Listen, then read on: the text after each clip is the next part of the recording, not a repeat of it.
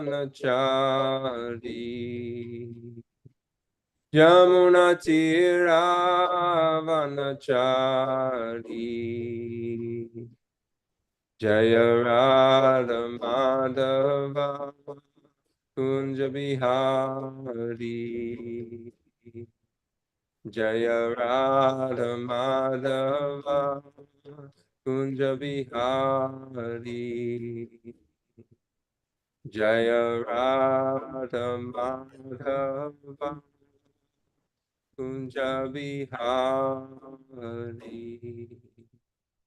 Jayam Vishnupad Paramahamsa Parivrajacharya Ashottara Shishimad His Divine Grace Srila A.C. Bhaktivedanta Swami Prabhupada Ki Jai Jayam Vishnupad Paramahamsa Parivrajacharya Ashottara Shishimad His Divine Grace Srila Bhakti Siddhanta Saraswati Goswami Thakur Maharaj Ki Jai Ananta Koti Vaishnava Vrinda Ki Jai. Namacharya Srila Haridas Thakur Ki Jai. Flames Kaho Shri Krishna Chaitanya Prabhu Nityananda Shri Advaita Gadadhar Shri Vasudeva Gaura Bhaktivinoda Ki Jai. Shri Radha Krishna Gopa Gopinath Shamakunda Radhakunda Giri Govardhana Ki Jai. Shri Vrindavan Dham Ki Jai. Navadvip Mayapur Dham Ki Jai. Jagannath Puri Dham Ki Jai. Ganga Maya Ki Jai. Yamuna Maya Ki Jai. Bhakti Devi Ki Jai. Tulsi Devi Ki Jai. Shri Harinam Sankirtan Ki Jai. Grantaraj Srimad Bhagavatam Ki Jai.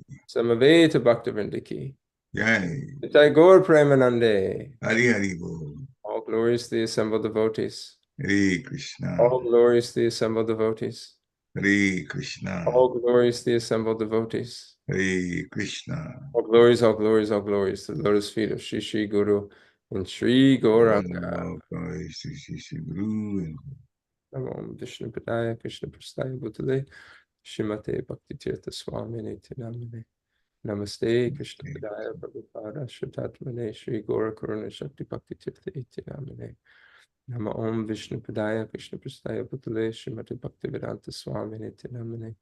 Namaste Saraswate Deve Gauravani Pracharine Vir Vishesh Shrivadi Paschatya Desha Tarine. Om Namo Bhagavate Vasudevaya. Om Namo Bhagavate Vasudevaya. Om Namo Bhagavate Vasudevaya. Om Namo Bhagavate Vasudevaya. Om Namo Bhagavate Vasudevaya. Om Namo Bhagavate Vasudevaya. Narayanam Namaskrityam Naram Chaiva Narottamam Devim Saraswatim Vyasam Tato Jayam Udirdarit Nasta Prayeshu Abhadreshu Nityam Bhagavata Sevaya Bhagavati Uttamashloke Bhaktir Bhavati Naishtaki. Before reciting Srimad Bhagavatam, one's respectful obeisances unto the Supreme Personality of Godhead, Lord Narayan, unto Narayan Rishi, the supermost human beings, unto the goddess of learning, Mother Saraswati, and unto Srila Vyasadeva, the author.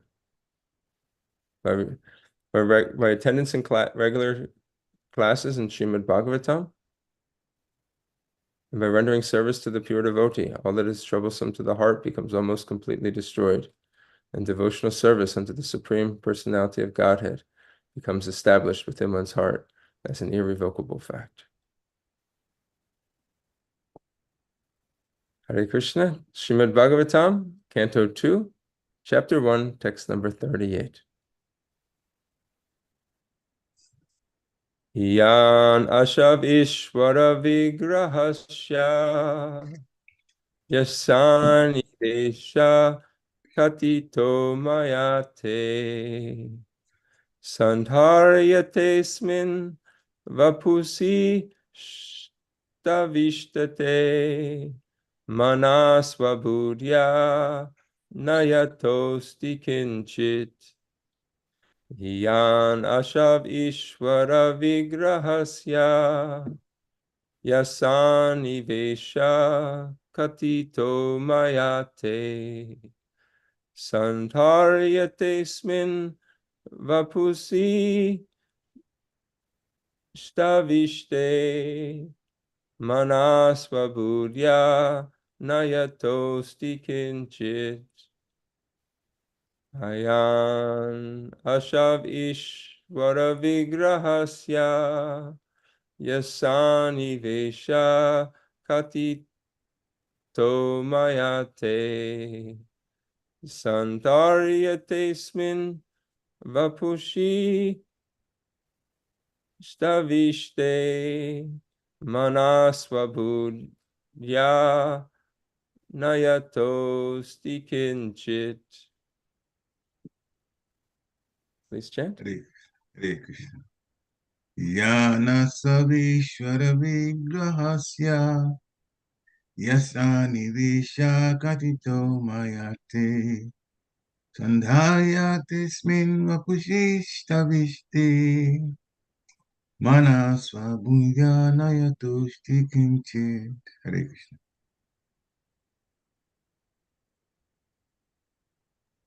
Hare Krishna.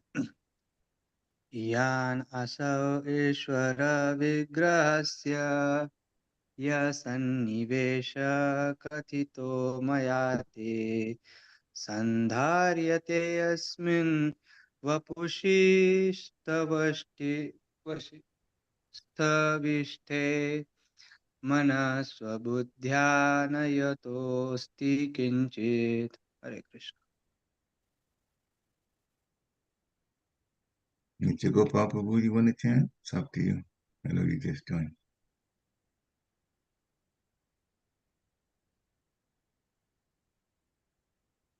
Okay. Right. Word for word. Mm. Ihan, all these. Asho, that. Ishvara, Supreme Lord. Vigrahasya, of the form. Ya, whatsoever. Sanivesha, as they are located. Katita, explained. Maya, by me. Te, unto you. Sandharyate, one may concentrate. Asmin, in this. Vapusi, form of virat. Swavishte, in the gross. Mana, mind. Swabudaya, by one's intelligence. Not. Yataha, beyond him. Asti, there is. Kanchit, anything else.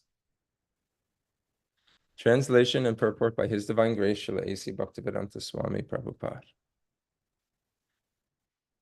I have thus explained to you the gross material gigantic conception of the personality of Godhead. One who seriously desires liberation concentrates his mind on the form of the Lord, because there is nothing more than this in the material world. Purport. In the Bhagavad Gita 9:10, the Supreme Personality of Godhead has verily explained that the material nature is only an order-carrying agent of His. She is one of the different potencies of the Lord, and she acts under His direction only. As the Supreme Transcendental Lord, He simply casts a glance over the material principle, and thus the agitation of matter begins, and the resultant actions are manifested one after another by the 6 kinds of gradual differentiations. All material creation is moving in that way, and thus it appears and disappears in due course.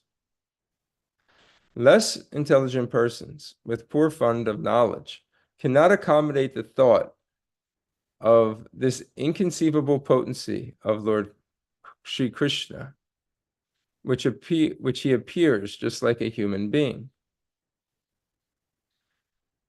His appearance in the material world as one of us is also his causeless mercy upon the fallen souls.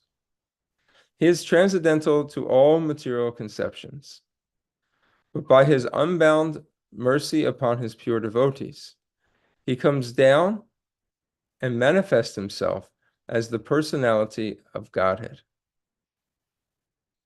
Materialistic philosophers and scientists are too much engrossed with atomic energy and the gigantic situation of the universal form.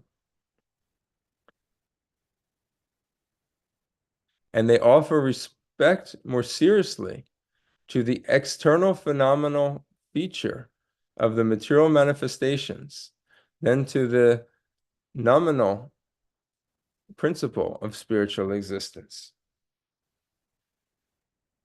The transcendental form of the Lord is beyond the jurisdiction of such material activities, and it is very difficult to conceive that the Lord can be simultaneously localized and all-pervasive, because the materialistic philosophers and scientists think that everything in terms of their own experience. Because they are unable to accept the personal feature of the Supreme Lord, the Lord is kind enough to demonstrate the Virat feature of his transcendental form. And herein Srila Sukadeva Goswami has vividly described this form of the Lord. He concludes that there is nothing beyond the gigantic feature of the Lord. None of the materialistic, thoughtful men can go, none of the materialistic, thoughtful men can go beyond this conception of the gigantic form. The minds of materialistic men are flickering and constantly changing from one aspect to another. Therefore, one is advised to think of the Lord by thinking of a part of his gigantic body, and by one's intelligence only can one think of him in any manifestation of the material world.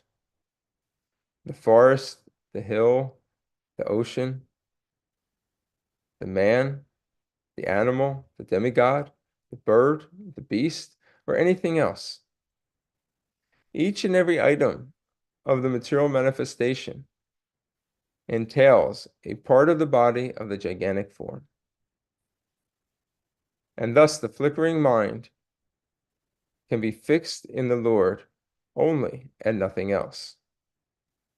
The process of concentrating on the different body parts of the Lord will gradually diminish the demoniac challenge of godlessness and bring about a gradual development of devotional service to the Lord. Everything being part and parcel of the complete whole, the neophyte student will gradually realize the hymns of the Ishopanishad, which state that the Supreme Lord is everywhere. And thus he will learn the art of not committing any offenses to the body of the Lord. This sense of God-mindedness will diminish one's pride in challenging the existence of God. Thus, one can learn to show respect to everything, for all things are part and parcel of the Supreme Body. Srila Prabhupada ki jai. Om Gyanata Marandasya Gyananjana Shalakaya Chakshur Umalitam Yena Tasmai Shri Gurave Namaha. Shri Chaitanya Manobishtam Swapitam Yena Bhutale Swayam Rupa Karamayam Dadati Swapadantikam. Jai Shri Krishna Chaitanya Prabhu Nityananda Shri Advaita Gadadhar Shivasari Gaura Bhaktavinda. Hare Krishna, Krishna Krishna, Hare Hare, Hare Rama, Rama Rama, Hare. Translation once again. I have thus explained to you the gross material, gigantic conception of the personality of Godhead. One who seriously desires liberation concentrates his mind on this form of the Lord because there is nothing more than this in the material world. What a beautiful purport Srila Prabhupada has given us here. And the verse, Shukadev Goswami, he's explaining that I've thus explained to you the gross material, gigantic conception of the personality of Godhead.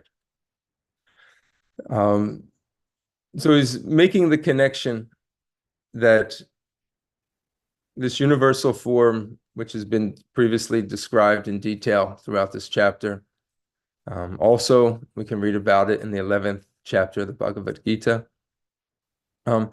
is it's of the personality of Godhead, meaning that it's not independent, and it is one of the features, and not even the most prominent of features, but it's just an aspect of the Supreme Personality of Godhead.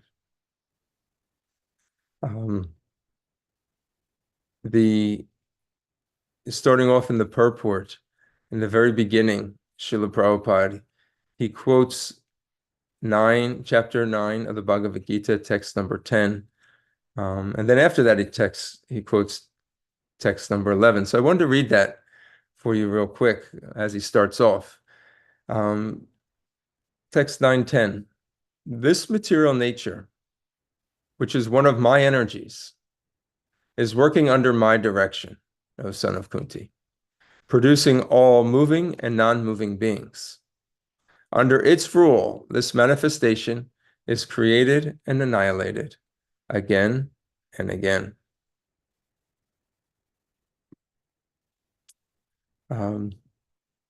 Material nature is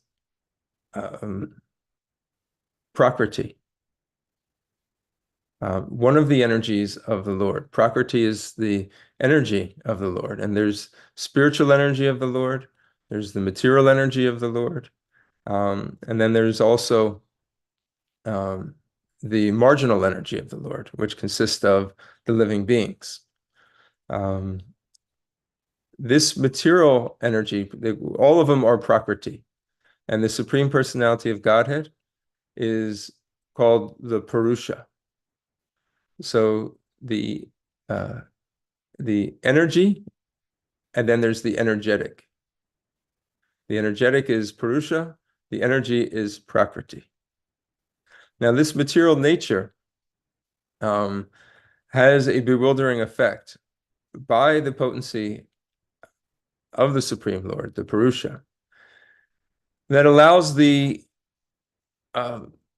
marginal energy or the jivas, the living entities, to believe that they are actually the Purusha, where the Prakriti becomes the Purusha. Not in actuality, but in this illusory state. So often we'll hear Srila Prabhupada saying that this material world, we are trying to lord it over material nature. This desire to lord over means that as the Prakriti, we're trying to become the Purusha. And the material world has been created by the Lord, the Purusha, so that the Prakriti can have this illusory experience. So here it is stating that Srila Prabhupada says that simply by glancing over the material aggregate of energy, the Lord basically impregnates with the living entities, impregnates material nature. So in this way, the energy is considered to be feminine. They say Maya, often referred to in terms of she. Supreme Lord referred to in terms of he. Because he, Krishna, the Supreme Lord, impregnates the material energy, which is one of his energies, with the living beings, who are also feminine by nature, being one of the properties or energies. And just by the glance, it is so powerful that everything starts into motion. It's not that the Supreme Lord has to work really hard and start building and you know years and years of design and forethought. It just happens like that, just with a glance. Everything is put into motion, and then one after another, the material world begins to unfold. Creation begins, and activity is put into motion.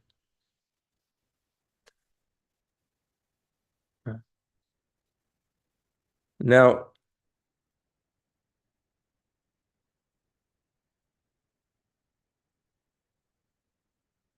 material science is in search of how this actually how this actually happens. How is this world actually put into motion? What is the source? What is the cause? How did it begin? They put forth theories that in the beginning there was, an intense energy of infinite force, and everything was compacted into this very very small in this little space, and the force was so great, the density was building so intensely that it exploded. And then as it exploded, it expanded throughout the universe. The heat was so great, and then as things began to cool, you have the planets that began to form, etc. These are the theories that are put forth because things have to have some source. And all this took place over, billions of years. Here we understand that just by the glance of the Supreme Lord, things get put into motion.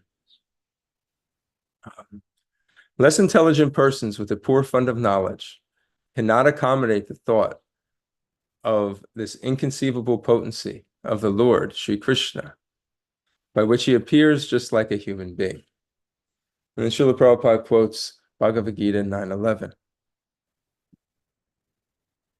which states, "Fools deride me when I descend in the human form.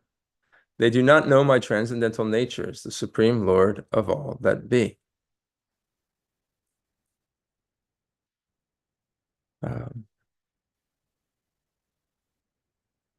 Those that it is much easier for a person to study the world and understand that we see the trees, we see the unlimited sky, we see the stars in the sky and the moon and the sun, and all this becomes very majestical, mystical. How can this huge world, when we travel around the whole entire planet, and then we look up into the sky and see other parts of the solar system, even the universe, which we can't see, we imagine how expansive it could be. How is it that this came to be? How did this come to be? And if you would read that, yeah, well, actually, it comes from a person, and that person is Krishna. And Krishna was on this earth and he appeared just like a human being. And he did some superhuman acts. But how can a human being actually create something of this size? And they think that this is impossible. Maybe it's just an imagination, a desire that we put forth because there has to be some cause. So the cause has to be, who is that cause? And all we know is that on this earthly realm, there are people, and humans are of the highest caliber. So therefore, there must be some type of superhuman. So people put forth this idea as to why people come up that there's a personal God.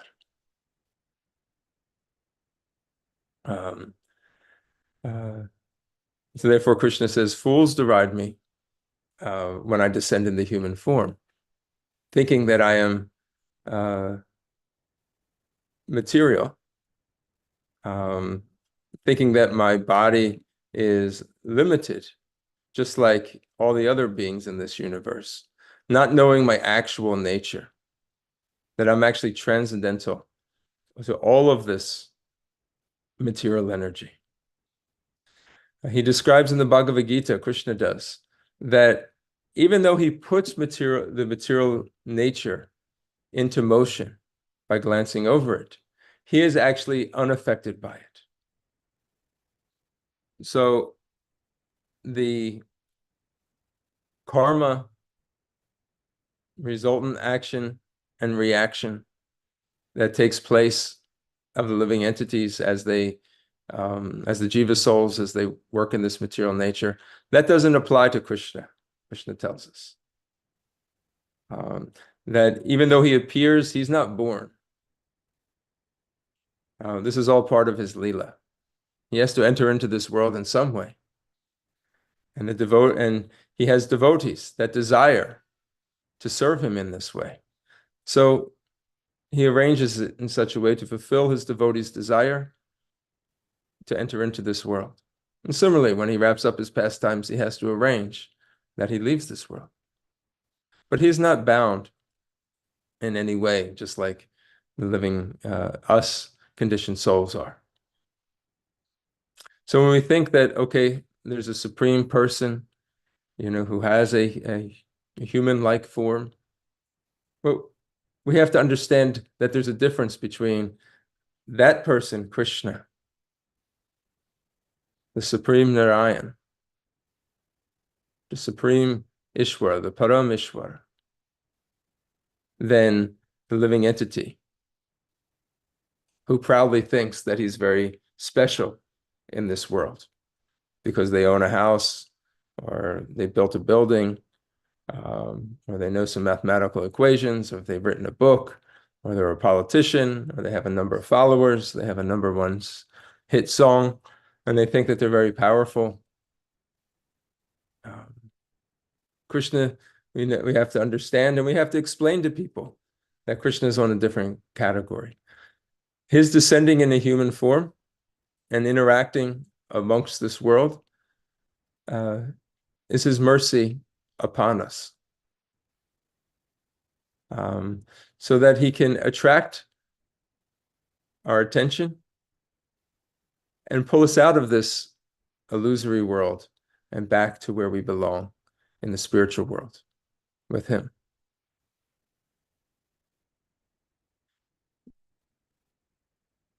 The purport, I'll continue reading here. Materialistic philosophers and scientists are too much engrossed with the atomic energy and the gigantic situation of the universal form.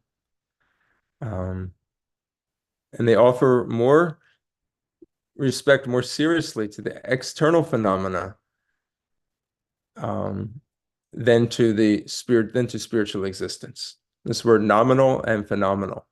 So phenomenal refers to, we find this actually in the Bhagavad Gita as well. No, the nominal and phenomenal. Nominal refers to the inner or uh,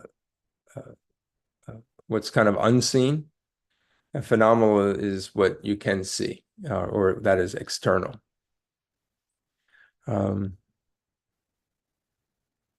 So science studies that. It studies how it has its place. It has its purpose. Scientists are not spiritual practitioners. They measure, they make hypotheses, they test, and they come to conclusions based upon matter. They're trying to study how fast something can fall if you drop it. They measure the weight of it, they measure the time, and they measure the distance, and they develop an equation. And these equations help us design machines that allow us to make life more suitable here in this world. They have their purpose, but they're limited because they're only studying the material energy, this phenomenal world. The danger is when they cross beyond it. They cross beyond their scope. They go out of their lane. And start making assumptions and theories about how the universe was created, and then about the nature of the Supreme Lord. When you rely only on your experience, that experience we know has defects. Our senses or instruments by which we measure are imperfect. Material nature is a nature of taking shortcuts and trying to find ways to cheat. So there will always be some cheating, fixing numbers. You may become frustrated. We say, okay, we just need to fill things fill things in. The ends may not meet, meaning that you don't insert in the world of surveying. If you're going to survey a piece of land, they always have to close the loop, they call it, where you start off and you measure one point of the property and then another point of the property, and you keep traversing your way through at different angles. And at the end, the angles all have to add up to a certain, depending on the shape that you're trying to create, the angles have to add up. And when they add up, that's when you know you did it properly. And oftentimes you get to the end and you realize that actually the angles don't actually add up. So what do? You start fudging. Okay, well, if I'm off by 20 degrees and there were 5 different angles, I'm going to add 4 to each of the different angles. I'll distribute it. It's called cheating or fudging. You don't actually come to a conclusion, but you figure it out and you move on. So the cheating propensity is there. We become illusioned. The illusion is that we think that we're actually independent. A pride starts to develop when we start creating or coming up with answers. We think that we're the actual ones doing it. We take credit. And the credit, we can look at this in 2 ways. One is the credit that we take for accomplishments. It should be very limited. We make an endeavor, but the intelligence, when we understand the nominal or the inner workings of this world, we understand that Krishna is behind it all. Krishna gives us the intelligence. Krishna gives us the ability. He's the ability within man. He provides the intelligence. And also, he also supplies all the ingredients. So we're just the instruments putting things together. But under illusion, we think that It is I that have developed this. I put it together. And as long as we're in this consciousness, we will not understand the true reality of how things work. And then lastly, we make mistakes all the time. Human nature is that we make mistakes, and then we try to cover up those mistakes, or we try to blame the mistakes on something else, material or another person. It's because of the weather, it's because of another person, it's because of the size of the vessel we were trying to fill. It was because it was always something that we make mistakes, and I'm not trying to understand our limited nature. We try to blame others for those mistakes. And this is why our experience is not sufficient enough to draw conclusions, not just in this world, but the ultimate reality. Now we can get away with it a lot of times in this world because the consequences are not necessarily life altering. Science develops a computer, science develops a TV, they develop medical devices, they develop cars, they develop airplanes, and buildings, and all the components of buildings, furniture, all the things we need to live, and we accept it. Maybe there's some imperfection, and when there's some imperfection, they recall, they develop it again, put it back out there. So there's always this process of refinement and becoming better. Always the process of nothing is perfect. It's always a work in progress. But in spiritual existence, trying to understand who I am, what am I doing in this universe? What is the ultimate purpose in life? That needs to be perfect. That needs to be perfect. And that can only be perfect by getting it from a perfect source. And therefore, we have to understand through the eyes, we have to see now through the eyes of the Shastra. Our jnana or knowledge should come from jnana chakshusha, Shastra chakshusha. I'm sorry, should have put myself on mute. It has to be through the eyes of knowledge. Lastly, I wanted to mention how this form of the universe, this universal form, is the Lord's mercy. It's the Lord's compassion.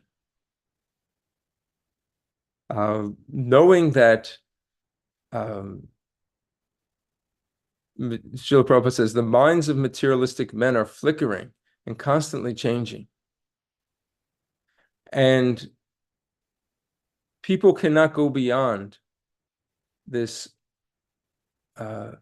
conception of a gigantic form.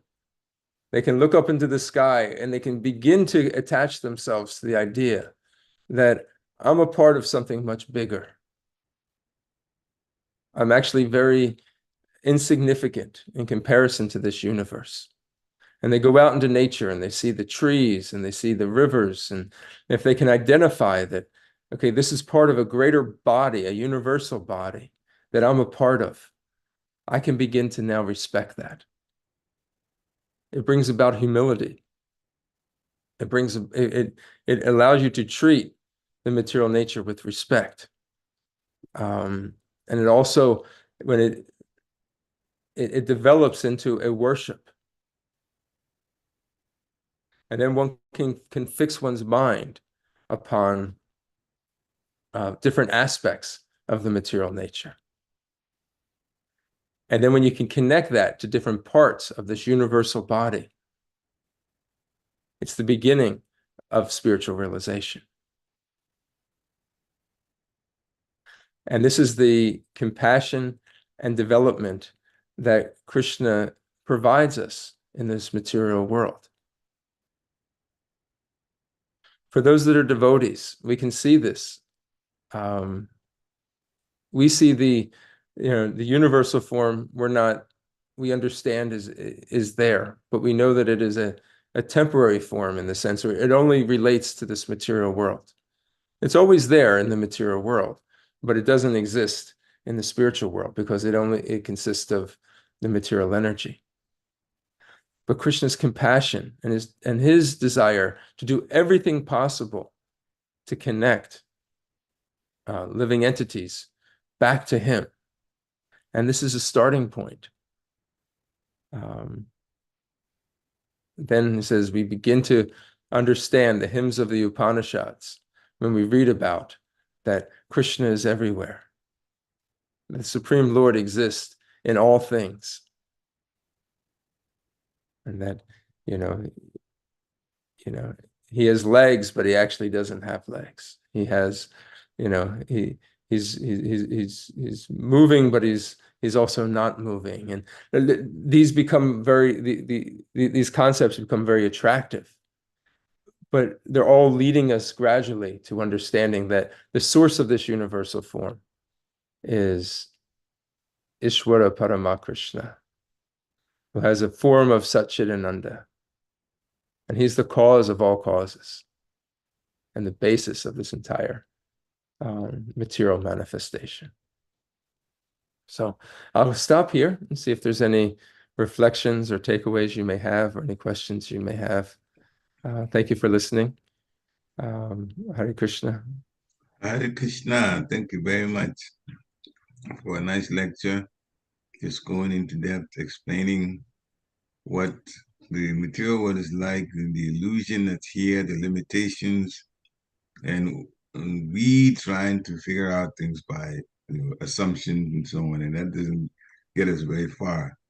And the scriptures actually give the details of what really is going on if we will stick to the scriptures. So, devotees, this is the time to unmute yourself if you have a question or if you have a takeaway that you want to express, or realizations connecting the dots for the lecture that's been given now. Please unmute yourself and start contributing to this. Hare Krishna. So anyone has comment or a question? Hare Krishna, Prabhu. Hare Krishna. Yeah. Nice, wonderful lecture and nice explanation of the Virat Swarup of the Lord. Yes, I was thinking on the point, there are some people out there that thinks nature is the God, but our Vedic philosophy also connects how the nature is God and how that is, initial or the starting understanding of it, and that can bring, the both on same platform to respect the nature and how we can connect by connecting with the nature to the God. Just thinking on that point. Yeah, a lot of people try that. And I met a guy the other day. He came to the temple, and he says that he went into nature and he was an older guy, he's in his 60s, and he said, I couldn't find what I was looking for. He says, I really believe that if I just connected myself with nature, God would be there. And so there's a process. God, you're right. Krishna is there in material nature.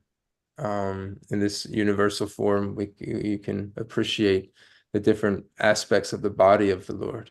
Even if you study the social structure and the Brahmins, the Kshatriyas, the Vaishyas, and the Sudras, you can actually see that they're also parts of the scriptures tell us how those are actually parts of the Lord. So if you're like a politician or a social scientist, you can actually study, these different aspects of the different classes of human society and worship the universal form. But material nature, we see that it has its limitation as well. And God has no limitation. So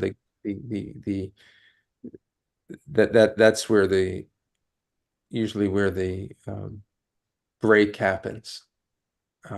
Is there something more than this? You eventually come to the question, is there something more than this? But seeing God within nature is a much better platform than just being an atheist or not being able to even come to the conception that there is a God at all. Recognizing that there is a higher power and that I'm insignificant and something much greater is happening out there that I'm not in control of. Brings one to the platform of humility and a sense of surrender. And at this stage, one spiritual journey is actually beginning. Wonderful. Thank you. Very nice. Thank you very much, Prabhu. Any more comments or questions or takeaways that you'd like to share? Please unmute yourself and do that. Hare Krishna. I would like to make a comment, which is Yes, Prabhu. about the interesting nominal and phenomenal existence. So we are in the material world, which is part of the phenomenal existence. Nominal is supposed to be the spiritual existence. And of course, in the bodies that we have now, we have very limited senses. We can't see beyond maybe a couple of miles. That's the end of it for us, or for that matter, our other senses also. So as you were reading and discussing this, I was just thinking about how limited we are and how things just don't and it would never really go our way the way we're trying to control things. It would never work like that. And then I thought a bit about the politicians and I started laughing. I said, you know how limited they all are, but they have a huge power thinking that they're going to control this material world. And that's why Mother Bhumi just simply laughs at them. But look at these people trying to make decisions about my body. This is it's good. And we got to come to Krishna consciousness in order to realize all of this. It's explained. So I have great appreciation for the scriptures and also the lectures and the explanations. This is just a comment that I'm making. I don't have a question. But every time you read any section of the Bhagavatam, it's a big eye opener about how people are assuming things. And the scientists assume a lot. And then finally they had to strike some out and make some tweaking of other parts of their thinking, rather than just simply submit. I used to just play with this. I said, well, if scientists can't figure it out, ask Lord Brahma. He knows everything. He did it all. But they don't even know Lord Brahma, much less ask him. So anyway, this is just a comment that I was making. Hare Krishna. And maybe because you're a scientist, and teacher of chemistry, and maybe you can just comment on the idea that scientists they're like doctors. They never present the idea that they may not know. There's always, and that's where I think the mass of people kind of get tricked. It's presented like it's an absolute science, like everything is verified and confirmed, and they know everything, and really it shouldn't be challenged or questioned, that there is no fault in it. And that's the way they kind of come off and present themselves. Yeah, they present themselves to the public, the general public, that way.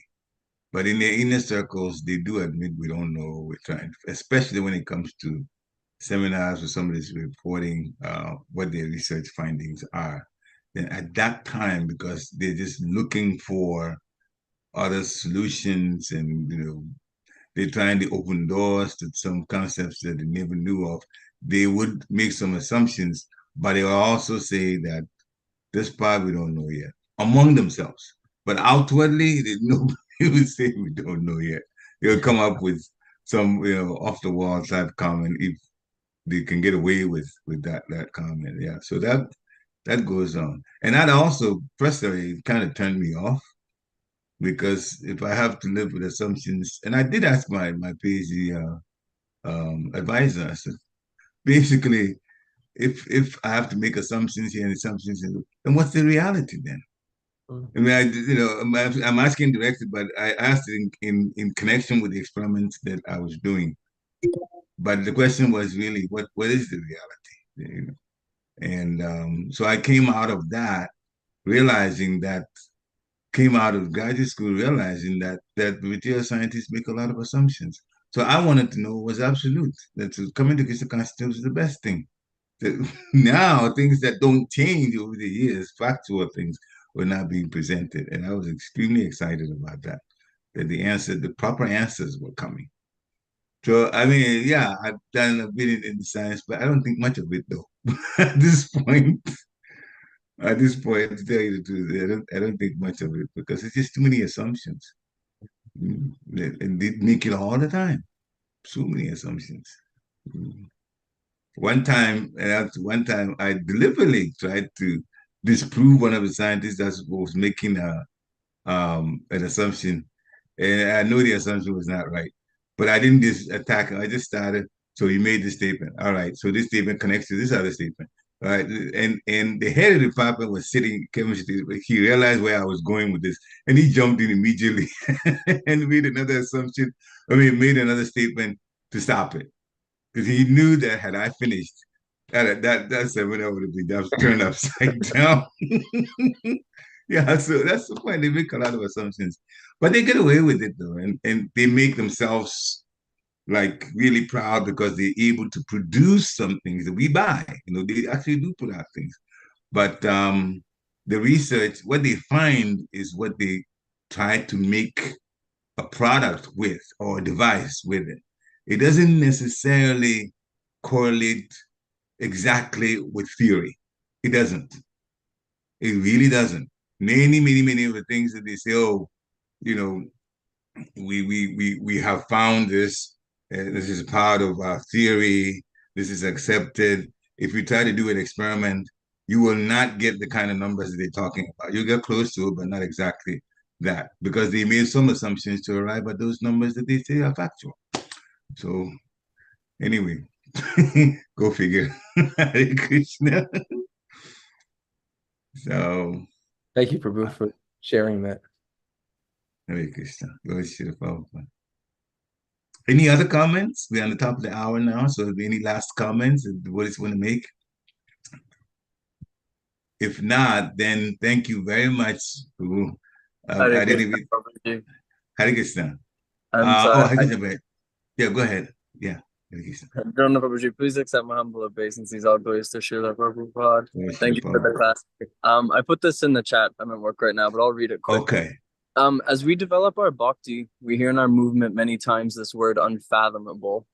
So Prabhuji, can you speak on this word and how it relates to us as devotees who are trying to, relish devotional service? The purport said, some focus on the limbs, personal, like specific things of Krishna. But then it grows from there, but still Krishna is unfathomable. And then I had a little quote in the chat as well. Hare Krishna. Yeah, unfathomable. And now that I'm reading it, thank you for pointing it out because we almost missed your text in the chat. So the last part of it is this, the purport says we focus on the limb and then it develops and grows from there, but still Krishna is unfathomable. And then he quoted, of all Krishna's unlimited and unfathomable opulences, his greatest is his mercy on the conditioned soul. Krishna, the Supreme Personality of Godhead, chapter 87, prayers by the personified Vedas, which is the last statement. This is where Brad Prabhu quoted it from. So he wants a comment of the Lord's unfathomable opulences. Hare Krishna.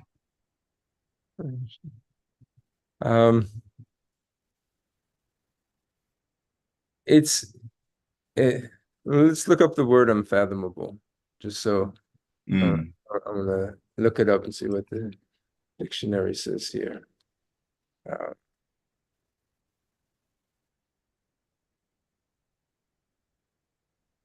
Incapable of being fully explored or understood. Impossible to measure the extent of.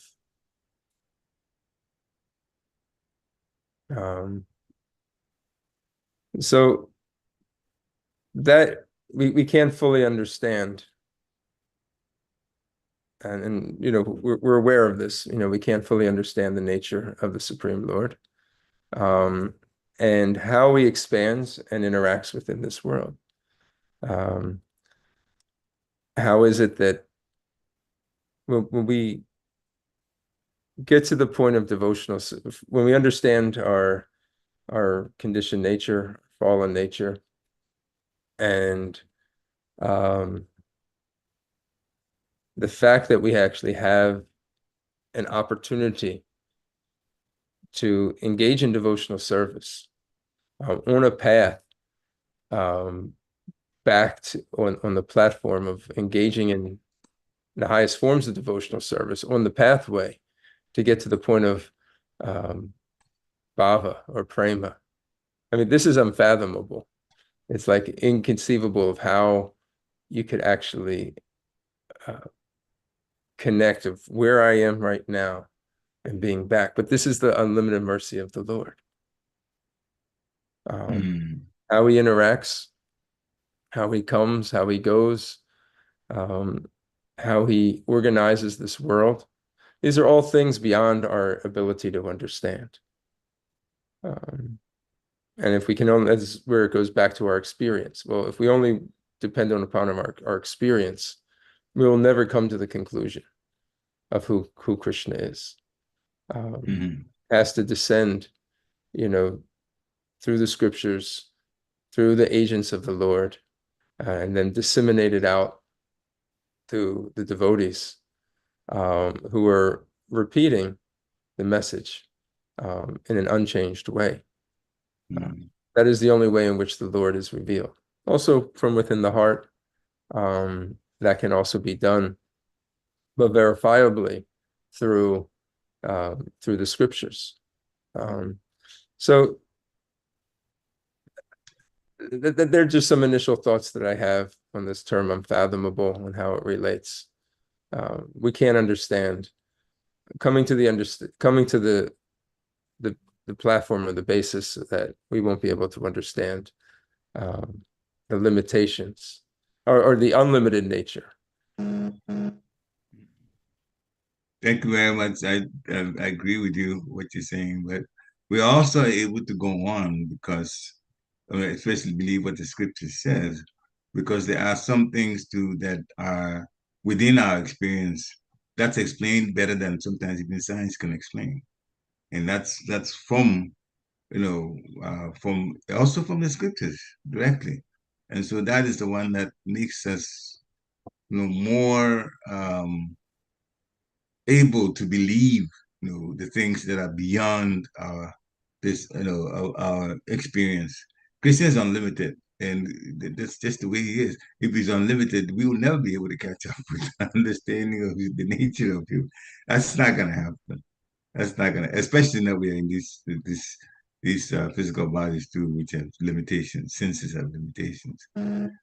But it proves things. It proves statements that we know of better than you can even get in religion, or sometimes even in science, especially in science. so yes, Christian is unfathomable, but it is definitely the right place to be to know about Krishna consciousness. Hare Krishna. Hare Krishna. Thank you, Prabhu. Any other comments? Thank you, Prabhuji. I agree. Like you said yesterday, Prabhuji, like you quoted Raghunath Maharaj, it's exciting in a way. We get to keep going in Krishna consciousness. There should be, this unfathomable energy of Krishna that we're never going to fully understand.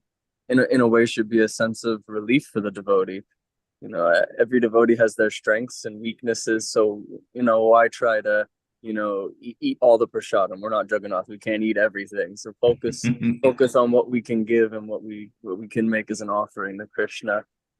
So yes, thank you, Dronacharya. Like you said, it be a sense of relief that it's unfathomable. So we don't have to think too hard about it. Srila Prabhupada gave us a very quick and easy method, and as Priksha Prabhuji says all the time, Prabhupada even stripped it down for us.